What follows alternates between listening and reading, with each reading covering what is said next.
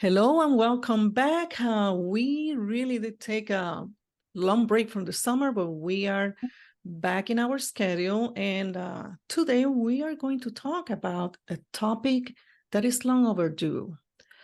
For any discipline or any path you follow in your self-improvement or spiritual development, there's something very important, which is discernment. And for any walk of life. And preparing for this together with Abby, I was looking at definitions, and I was a bit disappointed. The first one that I found out when you Google the word is the Oxford Language and Google Dictionary, and it says the ability to judge well. Kind of empty. Judge well. I had a coworker who used to say after every pre-job briefing, here you go, there's the information. Use the best of your poor judgment and make a decision. Discernment for something so important. The second definition in Christian context is the perception in the absence of judgment with obtaining spiritual guidance and understanding without providing for a time of healing and discernment. There will be no hope of living through this present moment without a shattering of our common life. And that's a quote. So I was thinking, again, Christians are not supposed to discern. And when I said Christians, I'm using the term loosely, no intention here to offend, but when you are in organized religion or dogmatic training, you just need to obey and trust, have faith. Faith as in the substance of things hoped for, the evidence of things not seen. And that's a quote from Hebrews 11:1. So I went to the Merriam-Webster dictionary because I saw a really nice question. What is the true meaning of discernment? And it says the quality of being able to grasp and comprehend what is obscure, skill in discerning, or an act of perceiving or discerning something. So today, my good friend Abby and co-host is here to have this conversation about what is discernment when you have to apply it to your day-to-day life and the choices we make, and how is that the first thing that you need to have before embarking in your journey. Welcome, Abby. Hello, Ileana. Thank you for having me. I love this topic. You know what? After you just read those definitions, it reminded me of one of one of my nephews was about 9-10 years old, and we were watching TV as a family, and I used the word discernment, and my sister says, "There you go, using big words. We don't know." And I'm like, that is a word you should know.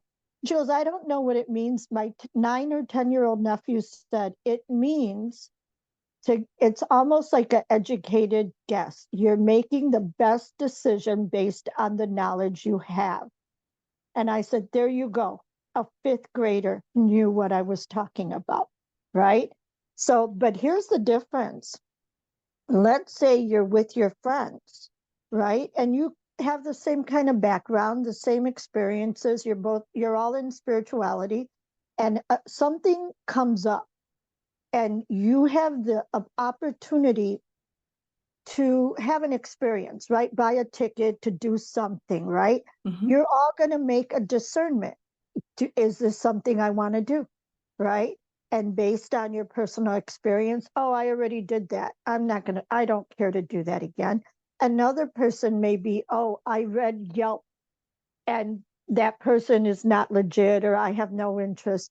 And another person is like, but it resonates with me, so I'm going to do it.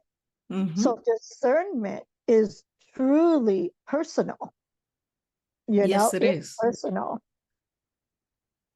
Yes, it is, because like you said, it's a combination of your upbringings, your beliefs,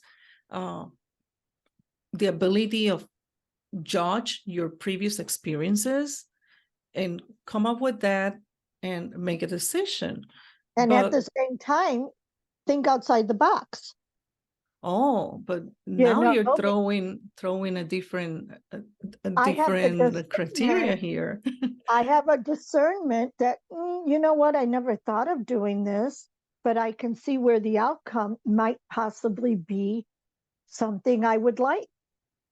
You know, it goes back to the original thing you said. In religion, they are taught to obey and not color outside the lines, to trust. Mm-hmm.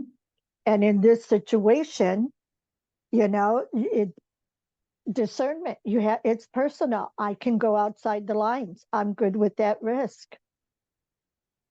And how do you know when is a good idea to go outside the lines? And taken from continuing with the spiritual development example, if you come from a place that you have dogmatic thinking and you've been told that you have to obey and trust, when is that pivotal point that you decide to color outside the lines? I think the pivotal point comes when, even without your awareness, you've been ramping up to that time in your life where subconsciously and consciously that you're coming to the part of the road where they meet up, and now you say what used to be okay is no longer okay for me.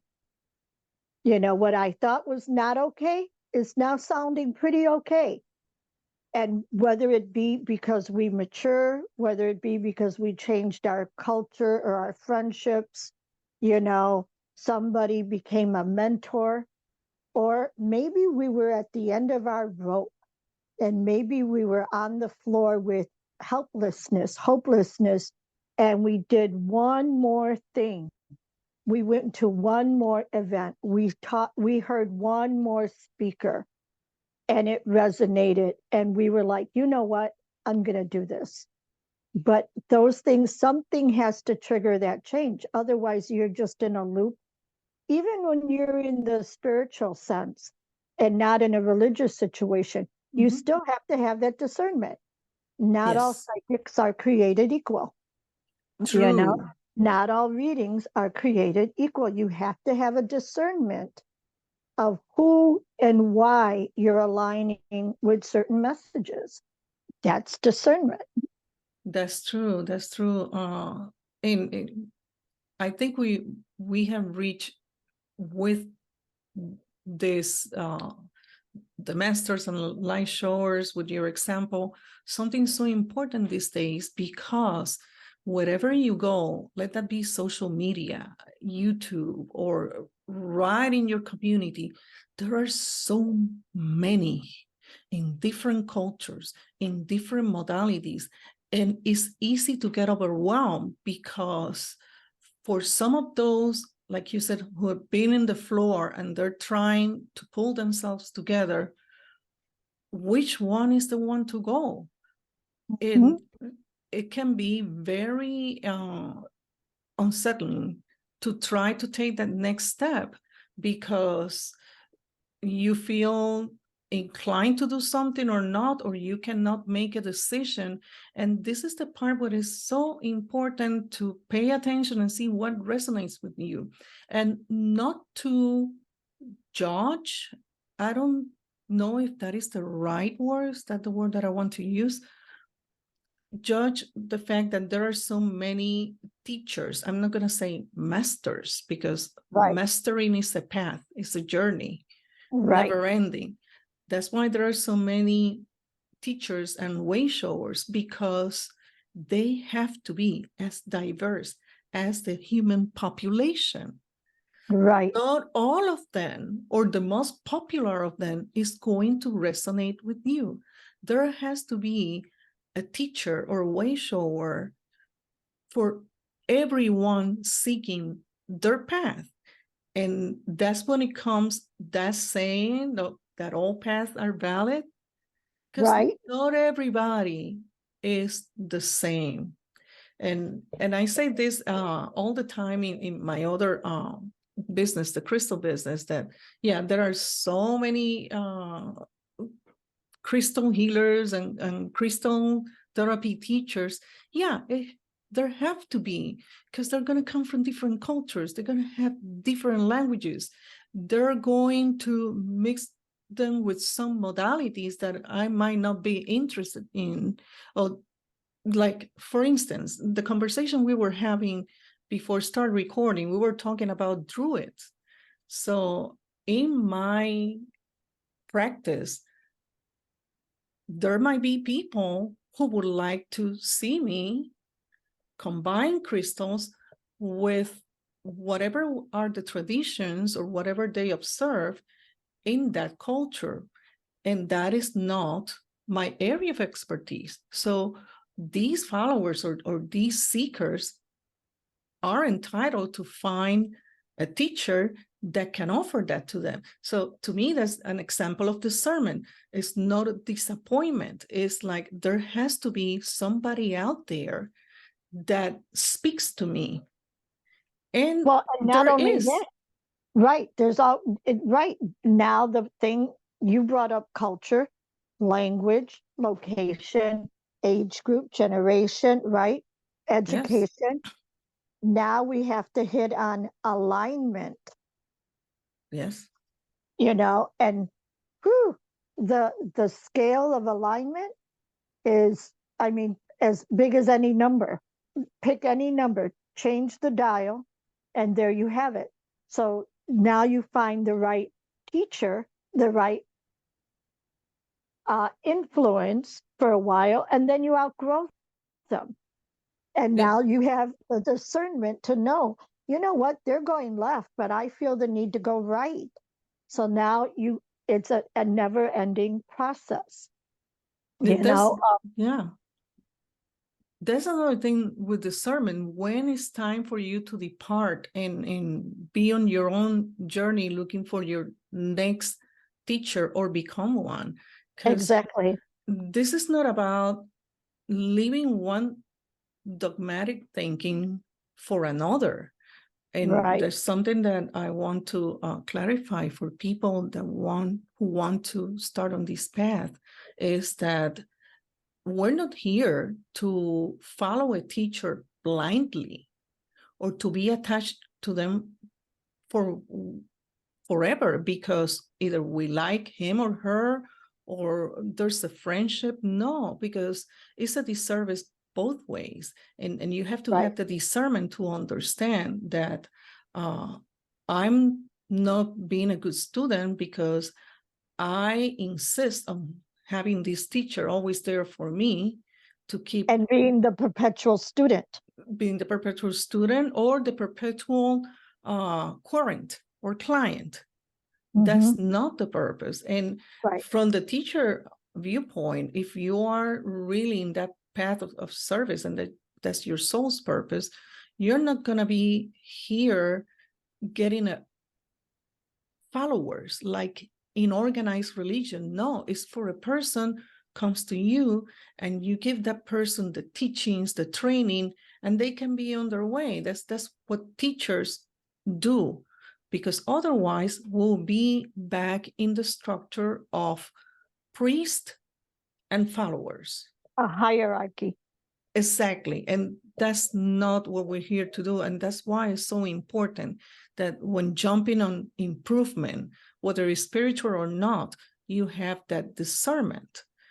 Knowing discernment, I think at this point, we can say that discernment is when you realize or you know, like pretty much like claircognizance, that this is a moment to change directions, to change your life, or to choose another path, because it will be in your greater good. And discernment also involves some kind of trust. And I made in my notes yesterday that, but trust is also dogmatic, because you were taught in your dogmatic thinking that you have to trust, but it's a different kind of trust. You're trusting yourself. Exactly. You're not relinquishing your power to symbols or to another authority, the authority of priests or elders, is a new kind of trust, yourself, your higher self. And I think that's the most critical point of discernment, when you shift that trust from outside to inside. Mhm. That is, yeah, because then you're listening to your higher self. And here's the thing too, people who are leaders or teachers, they don't stop their own learning, their own growth. And just like my mentor constantly says, this is what I'm telling you today. Mhm. However, things change. So don't think this is something written in stone and forever and ever. This is a rule. Things change as we grow and change. This also. And again, your discernment is going to change. How you discern, how you make your choices. Again, it goes so simple. What used to be okay sometimes becomes okay. And what used to be not okay becomes okay. And that can be also tied to limiting beliefs. Mm-hmm. So that's another benefit of really use your discernment, is you will see where you not fail, but where were you stuck before. And that's what limiting beliefs do. You stay stagnant. You become Right. stagnant because, like you just said, what used to be okay is not okay any longer, but you have some resistance to acknowledge that it's time to shift. Right. Because how long do you stay in that mindset of helplessness? I'm doing everything I was told would work. I'm meditating. I'm saying mantras. I have them taped to my mirror. I've got all these crystals. What is not working? It's not working. Alignment. Um, And where's your limited doing that spiritual housekeeping, you know? And I don't like to say that to my clients either. I don't like to say, okay, you have to do more. Okay, you didn't do enough, because that reminds me of religion. When I would ask, okay, yes. this person's very religious, they've been praying, they've been doing all these things. Yeah. According to you, this should have been the outcome. Mm-hmm. What was it? Well, she didn't pray enough, or her faith wasn't strong enough, Yeah. and I don't like to even sound anything close to that. But again, it's like I'm taught, just allow, put down your resistance and allow it. Stop trying to control how these things that you want are going to come to you. Again, it goes back to discernment. I made the discernment that I want this and I want it to come in this particular way. No other way is going to satisfy me. Well, you end up in a trench, repeating. Think about what you're doing and why, and put the knowledge you have, the trust in yourself, in your higher self, and exactly like the definition you gave. It's really that simple. And we might be digressing a little bit when we talk about aligning and resisting and expecting things to come in a certain way, but it almost like it's like they go together. Mm-hmm. Because using your discernment, you are going to question yourself. Well, if I'm doing all these things and this is not working, I need to change my ways. But every time that you get to a point that you decide or you realize that something is not working and you decide that there has to be an adjustment, that's a good result of discernment. Now, when we get into the alignment, and alignment is still a concept that a lot of people struggle with. It seems like they intellectually understand alignment, Yeah. but they don't feel it. And alignment is a feeling, is a click moment. It's not something that is to be stretched out over a period of time. And we go again to that concept of, does this resonate? And you either know it or you don't. So don't overwork the concept of alignment. Alignment is that click, is that aha moment. And you capture that feeling, and you should be able to replicate or recognize that feeling every time something comes to you. Let that be a project or manifestation or whatever, and you feel that click again. That's the programming, that's the frequency, that's alignment. Now, when we get into the resistance part, or I want things to come in a certain way, well, that's probably our 3D programming, because we've been trained, again, dogmatic thought that things happen in a certain way. But Neville Goddard, and those of you out there who follow his teachings, he will always say in his books and in his conferences that the means or methods are not for you to figure out. It's your desire. Your desire is your alignment. That thing that makes you tick, and that things that you vibrate with. Don't occupy yourself with the way it's going to happen, because now we get to the other word. That's when you're adding resistance, because if you're already establishing that things can only happen in a certain way, guess what? You have manifested your limitations, because it's not going to come to you, or you're not going to recognize it, or you're not going to align with it unless the means and methods are the ones that you have figured out. And add to that, why would you limit yourself to certain means and methods? Right. Why? So that's part of the discernment, and thinking beyond that. Am I doing this for every single thing in my life?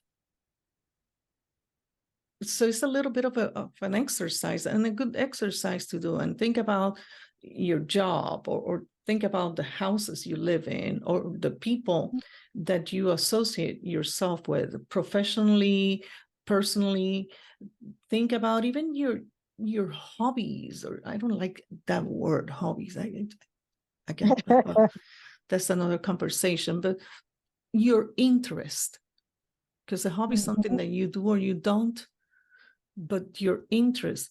Think about if you're putting resistance, or they add to your resistance, if they contribute for you to have that dogmatic thinking, and do some adjustments. And again, you're applying your discernment, which is the process of evaluating based on your experiences, your learning, and your introspection, if that is something that is going to be in your best interest or your higher good, if you continue doing so, or adjusting path.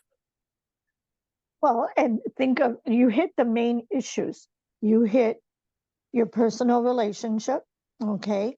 Here's the discernment. I meet somebody, and automatically I may have a mental check off a list, right? We have a list of what we want, what we don't want. And automatically, as soon as the list starts swaying into the con column, something that you don't like so much, it may even be the first two things. Even if you have 5 good things about the person, all you have to see are 2 to 3 things you don't like, and you're ready to discern the relationship. Okay. Look at the people looking for jobs. You can network and have somebody help you find a job, or you can do it the old fashioned way and do 40 to 50 to 100 applications on LinkedIn. Where is your discernment? Looking for a home. Are you going to look at 50 homes, or are you going to align with the home that you're creating and you're with your desire and calling it to you? All these things take discernment, because you're going to make a decision, a choice based on your experience, your knowledge, your abilities, on how you're going to move and line up with those things. And those, even your friends, you used to go have a great time. Every time was a party, you enjoyed it. And then through the decades, you're not enjoying it so much anymore Yeah. because you're not moving forward, or you feel you're moving forward, but the group, when they're together, the dynamic is same old, and now you feel out of alignment. Now there's discernment. Do I stay out of loyalty? Do I Yes. make new friends? I mean, so much stuff there.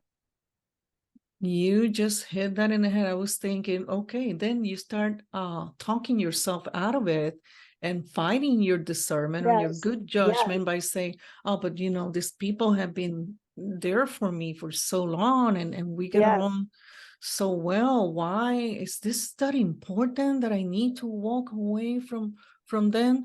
Guess what? If it's for your higher good, you need to walk away from friends and many times family too. Yeah. And sometimes you do it slowly, Mhm. and eventually, or it isn't even that you're not in alignment, just life happens and now you'll reconnect. Yeah. It can go either way. Staying at a job that you're not so happy at, but where am I going to go that pays me this much money? I just got a bonus. I'm going to have to pay it back. Now you have another discernment there. Do I go to a job? Can I negotiate a higher salary? Can I negotiate a sign on bonus?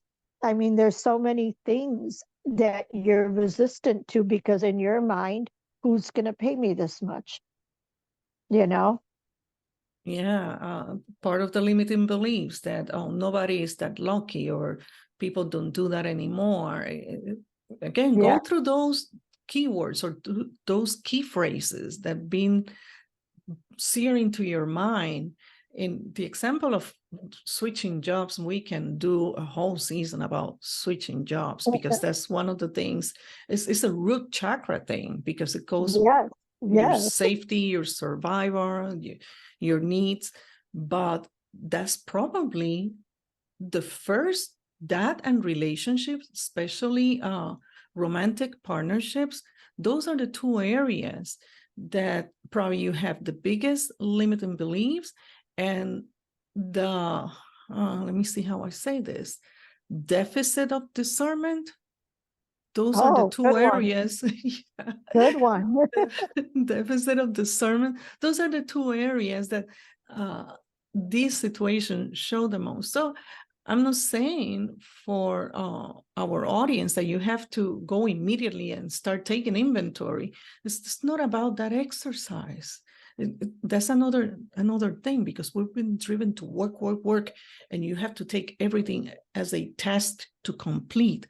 No, whenever, and this is another term, awareness, whenever these situations come to you, then you start thinking, wait, I've seen this before, or I've been through this before, or why am I thinking this way?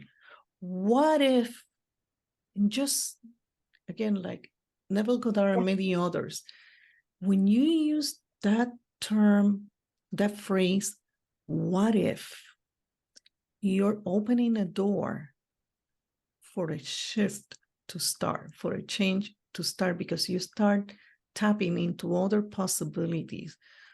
Don't be too hard.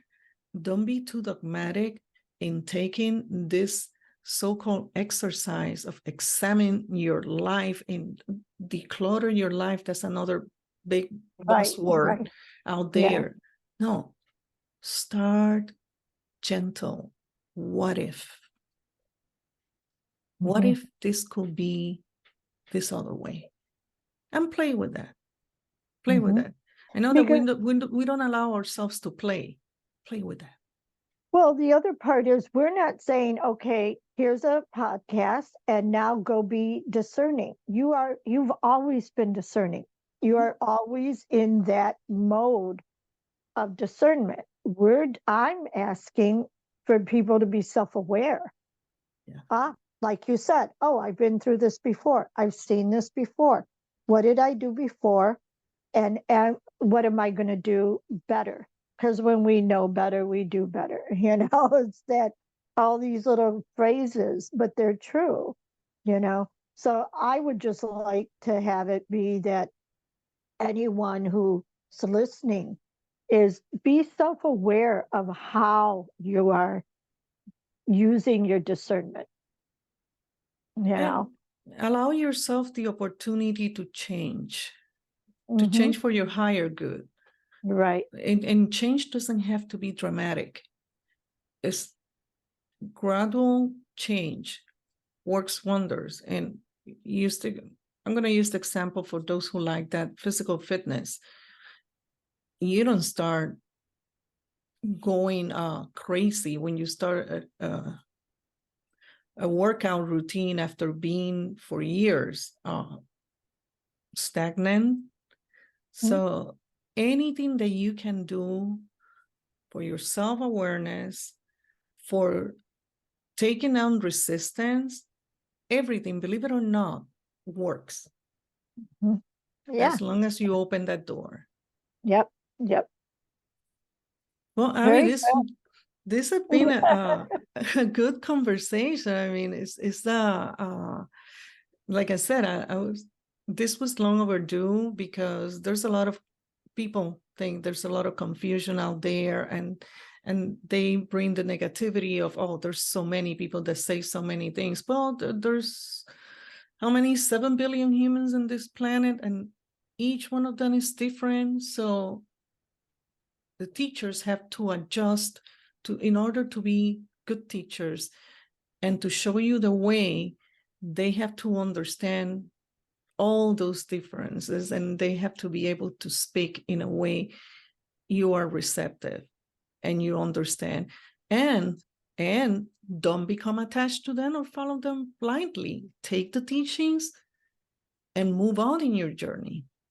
You know what? I'm glad, before you end this, I'd like to comment on that. There have been very high level and public known people in the spiritual community as well as in the others. When they're known for their branding and have a huge following and have been doing it for decades and all that, and then all of a sudden you notice there's a shift in their readings, there's a shift in their podcasts, their YouTube channels, there's a shift in the material. And you mentioned this before. You said, I don't want to say, judge. However, you start listening to who you are being mentored by, and you notice they are judging a lot, and they are buying into conspiracy theories. And now they're using the theme of fear, because in the spiritual world, we try to neutralize, right? Yes. But now they're leading with fear, limited beliefs, and now they're on this rampage. I saw that happen to a few of them, to the point where one of them, who was, we won't mention her name, but did a complete 180 and turned over to the religious groups, right? Yeah. This is their journey for whatever, these were their triggers that came up to the surface that they now needed to work through, whether they're a teacher, they're still a student themselves, right? So these things were coming up, but at what point were their followers using discernment? Exactly. And you know what? I think I'm going to make a right while you go left. And we'll meet up maybe somewhere else or not, but that's another thing, who do you follow and why? And, what's the messages that are coming through, That's excellent point. If you still follow them, why? If you stop following them, why? Because either way, you use your discernment. Right. You part of ways, and I like when you said that's their own journey, and those are their own triggers, and probably like that time capsule, something was triggered at that point of their existence, and that's something that they will have to work through. But it's Right. very important that just because your way shower or your teacher shifted in some way that you feel, and again, trust, you feel that it's not the reason why you initially went to Started, them, started, right? use your discernment and start moving on in your own journey. Another teacher or way shower or light worker will show up to take you for that level. Think about Right. school. You don't stay with the same teacher from first grade to sixth grade.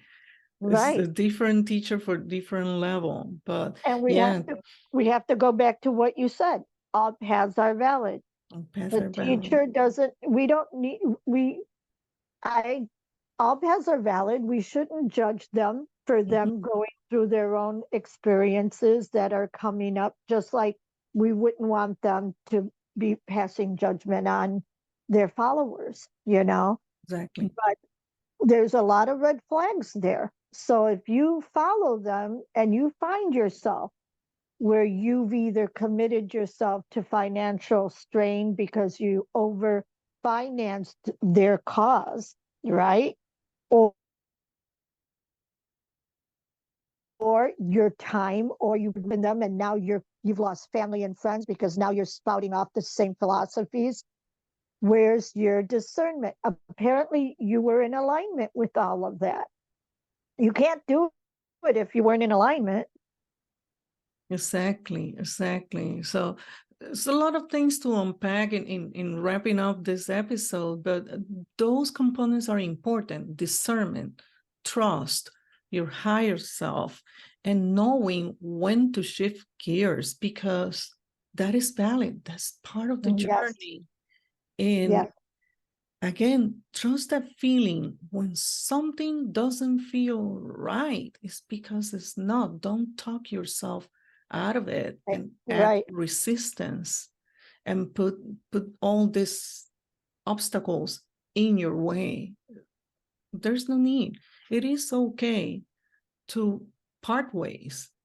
right, It right. is okay. You don't have to do it in a harsh way. It's just that moment came. It's Yes, time to yes. move on. And your discernment, cultivate your discernment, I think is the message of this podcast. And we haven't talked about dreams or anything because, like I said, this was something that we should have started with. But now that we're here, that's the message. And even in this podcast, if you feel that these conversations no longer interest you, you don't have to keep listening to it. Applies to everything. We Exactly, appreciate you following us and supporting this effort, but again, it has to resonate with you. exactly. Well said, well said. Thank you so much, Abby, for being with us today. Another awesome conversation. I hope this serves everybody well in any aspect of your life. Thank you for being with us. And until next time, sweet dreams.